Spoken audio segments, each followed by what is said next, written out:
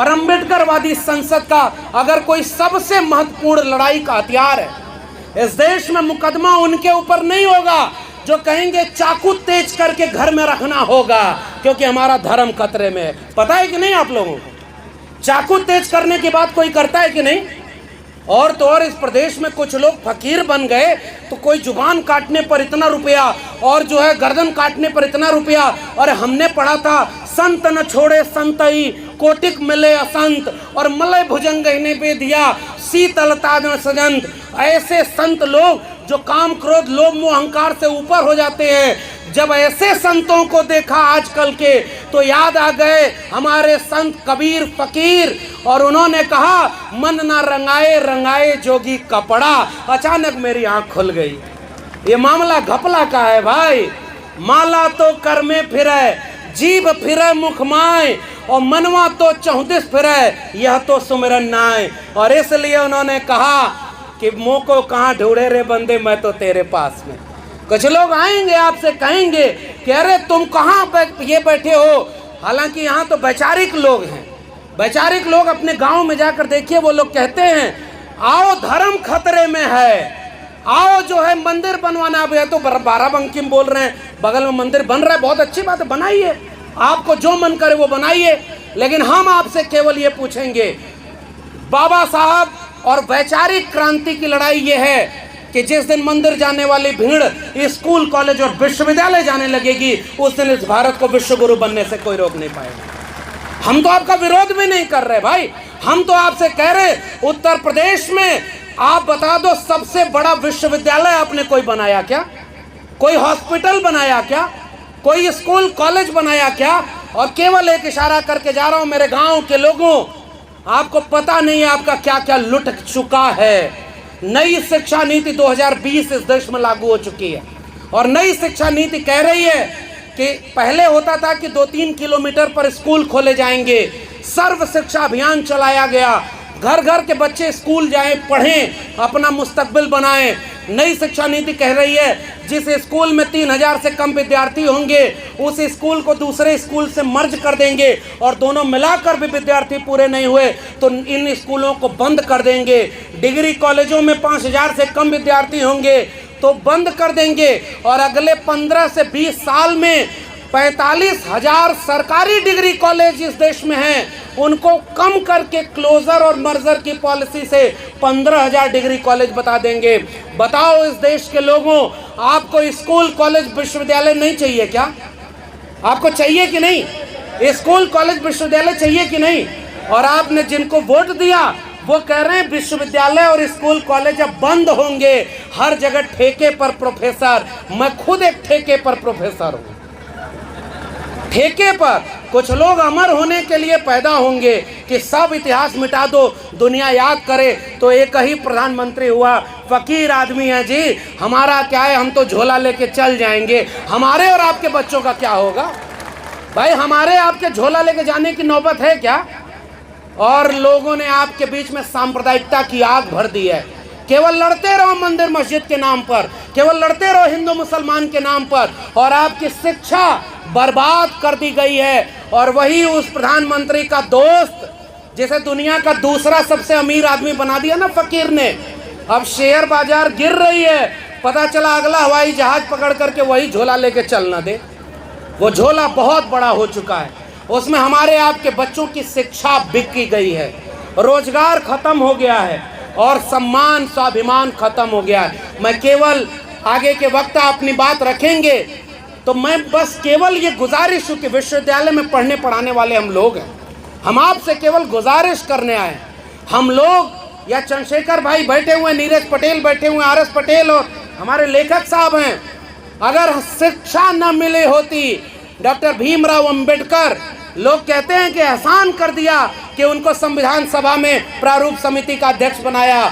अरे भाई 18 डिग्रियां 4 PhD वाला उस समय भारत में कोई दूसरा आदमी था ही नहीं जिसको संविधान सभा में प्रारूप समिति का अध्यक्ष बनाते। ये कोई एहसान नहीं, अपनी काबिलियत और हुनर से पाया गया मुकाम है। और वो मुकाम पाकर बाबा साहब ने एक ऐसा संविधान बनाया जिसमें कोई बड़ा नहीं कोई छोटा नहीं। संत रविदास ने कहा कि ऐसा चाहूं राज में जहां मिले सबन को अन्न, छोट बड़ो सब संबस है, रविदास रहे प्रसन्न। कभी डरिएगा मत कि हमको कोई जातिवादी कहे तो हम डर जाएं। अरे सबसे बड़े जातिवादी वो लोग हैं जो 1% लोग विश्वविद्यालय में 99% प्रोफेसर बने बैठे हैं, वो एक ही जाति के लोग हैं। आपको वो जातिवाद क्यों नहीं नजर आया? मैं दिल्ली विश्वविद्यालय में पढ़ाता हूं और 92 डिग्री कॉलेज मेरे दिल्ली विश्वविद्यालय के हैं और एक भी SC ST OBC उन विश्वविद्यालय और डिग्री कॉलेजों में वाइस चांसलर और प्रिंसिपल नहीं बना है। कौन जातिवादी है भाई? आपने सुप्रीम कोर्ट में आज तक जितने जज बनाए हैं केवल 2 SC और 1 OBC है, शेड्यूल ट्राइब का कोई जज ही नहीं है। कौन जातिवादी है? आज जगदेव बाबू को याद करते हुए मैं केवल ये गुजारिश, हमने नारे सुन लिए हैं। समाजवादी आंदोलन का नारा था, सन सोपा ने बांधी गांठ, पिछड़ा पावे 100 में 60। OBC समाज के लोगों, हमें और आपको ज़्यादा जागने का वक्त है। मैं कहीं भी देश भर में जा रहा हूँ, मैं एक बात देखता हूँ और चंद्रशेखर भाई बैठे इनके सामने ये कबूल करते हुए कह रहा हूँ, इस देश में सबसे ज़्यादा अपमान और जलालत किसी को सहनी पड़ी तो वो शेड्यूल कास्ट के लोग थे। लेकिन जब उन्हें अपना एक वैचारिक आइकॉन मिला तो उन्होंने भारत ही नहीं पूरी दुनिया को बता दिया कि डॉक्टर अंबेडकर कौन है, उनको अब तुम मिटा नहीं सकते हो। ये ताकत है उस वैचारिक आंदोलन की। मान्यवर कांशीराम साहब ने आज़ाद भारत में वापस फिर से क्रांति की लहर जगाई और अब यह तीसरा दौर है। OBC समाज के लोगों से मेरी गुजारिश केवल इतनी है, हमें भड़काया जाएगा, तोड़ा जाएगा, हमें आपस में कहा जाएगा कि तुम्हारी जाति वाले ने इसका हक मार लिया, इसकी जाति वाले ने इसका हक मार लिया और हर जाति को आपस में लड़ाया जाएगा। कभी देखा है आपने कि उन तमाम शोषक जातियों में कोई आपस में नहीं लड़ता है? बहुत एक तालमेल बना होता है, सब एक दूसरे की मदद करते हैं और आपके वोटों की कीमत आपके जाति के नेताओं को आगे खड़ा करके कर दिया जा रहा है। इसलिए और दूसरी तरफ आपको सांप्रदायिकता में झोंका जा रहा है कि रोज मंदिर मस्जिद की लड़ाई तुम लड़ते रहो, रोज जो है ये कथा भागवत करते रहो। आजकल कथा भागवत की बात आई है तो नए नए बाबा आ गए हैं जो किस्मत बता रहे हैं। ये कौन सा भारत बना रहे हो भाई? टीवी पर बैठ करके लोग कह रहे हैं कि ये चमत्कार है, विज्ञान है, कि ये किस्मत बता रहे, और वो बाबा अपने भाई की किस्मत नहीं बता पाया कि ये दलितों की शादी में जब जाएगा तो मुकदमा होगा इसके ऊपर, और मुकदमा हो गया भाई। ये दूसरे की किस्मत बताने वाले लोग आपको केवल ध्यान भटका रहे हैं। मेरी गुजारिश, वैचारिक लोगों, इस क्रांति की आग को बुझने नहीं देना। और ये वैचारिक लड़ाई सदियों पहले से चली आ रही है। तथागत बुद्ध, कबीर, रैदास, पलटू दादू, भीखा, बुल्ले शाह, बाबा फरीद और चोखा मेला नारायण गुरु बसवन्ना से होते हुए महात्मा फूले, डॉक्टर भीमराव अंबेडकर, डॉक्टर राम मनोहर लोहिया, मंडल कांशीराम की लड़ाई भारत के राष्ट्र निर्माण की लड़ाई है। इसलिए हमें सबको झोंक करके उसको लड़ना पड़े तो भी इस कारवां को रुकने नहीं देना है। यही गुजारिश है। और जाते जाते केवल एक चीज, कुछ ढपोर संखों से बच के रहिएगा। ढपोर संख का किस्सा सुना है आपने? एक आदमी गया और कहा, एक मार्केट में बाबाओं की बात हुई है तब मैं बता रहा हूं, जो चमत्कार और भविष्य बता रहे हैं, भविष्य बता रहे हैं भाई। और भारत के संविधान में अनुच्छेद 51A में कहा गया है कि आप वैज्ञानिक चेतना का विस्तार करेंगे। किताब में पढ़ा रहे हो कि सूरज का आकार इतना, उसका तापमान इतना, और हमारे यहाँ कथा में बता रहे हो कोई कोई सूरज को निगल गया। मैं चुनना चाहता हूं कि इस दोनों में से सही बात कौन सी है। और मंगल ग्रह को तो पता ही नहीं कि उसके नाम पर कितनी शादियां धरती पर टूट जा रही हैं। विज्ञान और तकनीक आई है तो हम बराबरी की जगह पर खड़े हैं। हमें एक ऐसा भारत बनाना है, हमें किसी से बदला, किसी के खिलाफ नहीं जाना है, हमें अपनी बराबरी का हक लेना है। वो हक किसका होगा? शिक्षा का होगा। आप अपने घर में चाकू मत तेज करो, मैं आपको कहने आया हूँ। हर बच्चे बच्ची के हाथ में एक तेज कलम पकड़ा दो, वो अपना मुस्तकबिल की लड़ाई लड़ लेगी। हमारी लड़ाई कलम और किताब की लड़ाई। पढ़ेगा इंडिया तभी तो बढ़ेगा इंडिया, और उधर कहा पढ़ेगा इंडिया, बढ़ेगा इंडिया, और इधर इंडिया के एजुकेशन सिस्टम को अंबानी अडानी के हाथों बेच दिया। नारों पर मत जाना। ढपोर संघ का किस्सा सुनाकर अपनी बात खत्म करूंगा। एक आदमी जंगल, वहां बाजार में चला गया तो कहा कि ये क्या है भाई?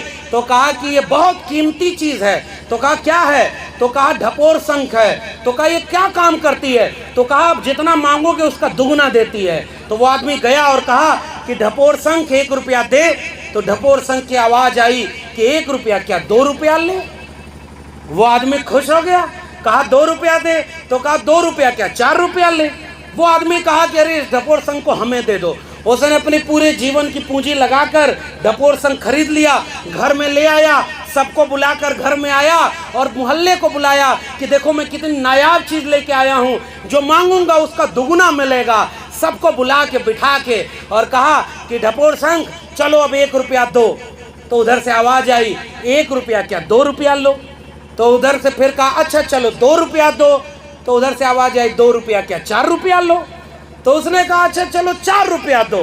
तो ढपोर शंख से आवाज़ आई 4 रुपया क्या 8 रुपया लो?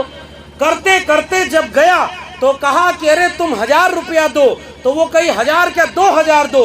तो ढपोर शंख बोली, उधर से आवाज़ आई कि 2000 लो। तो वो आदमी बोला अरे कुछ तो दे। तो कहे देने का मेरा कोई काम नहीं है, जो दे सकती हूँ वही तो दे रही हूँ। धोखा हो गया, आपके बच्चों की शिक्षा बिक गई, आपके बच्चों का रोजगार खत्म हो गया, आपका स्कूल कॉलेज हॉस्पिटल बर्बाद हो गया। और जिस दौर में बड़े बड़े स्कूल कॉलेज बनवाने थे उस समय आपको मंदिर मस्जिद हिंदू मुस्लिम और 2 रोज लड़ाया जाएगा। 90% कमेरा लोगों, ओबीसी समाज के लोगों, आइए थोड़ा एकजुटता बनाएं और जिन जातियों की संख्या ज़्यादा है उन्हें अपनी नाक छोटी करनी होगी और दिल बड़ा करना होगा। ये जो नाक हमारी लंबी हो गई, हमें एकजुटता नहीं है और अचानक आपकी जाति का कोई व्यक्ति आएगा और आपका वोट लेके चला जाएगा। वोटों का सौदा हो रहा है और आपके बच्चों का भविष्य बेचा जा रहा है। इसलिए इस संसद के जिंदा लोगों, एक गुजारिश, हाथ उठाकर एक वादा करिए कि कभी भी अपने बच्चों को किसी सांप्रदायिक दंगे में नहीं भेजेंगे। मेरे हाथ उठा के गुजारिश है, वादा करिए। अगर इस मुल्क के 90% लोग तय कर दें कि ये हिंदू मुस्लिम और मंदिर मस्जिद की लड़ाई में हम नहीं जाएंगे, वादा है आपसे कि इस भारत में सांप्रदायिकता खत्म हो जाएगी, खत्म हो जाएगी, ये लड़ाई खत्म हो जाएगी भाई। और वैचारिक लड़ाई, ओबीसी समाज के लोगों से मेरी गुजारिश, एक भी ओबीसी समाज के व्यक्ति की न तो कोई अपमानजनक बात और न अन्याय अत्याचार किसी भी एससी और एसटी समाज पर कभी नहीं होगा।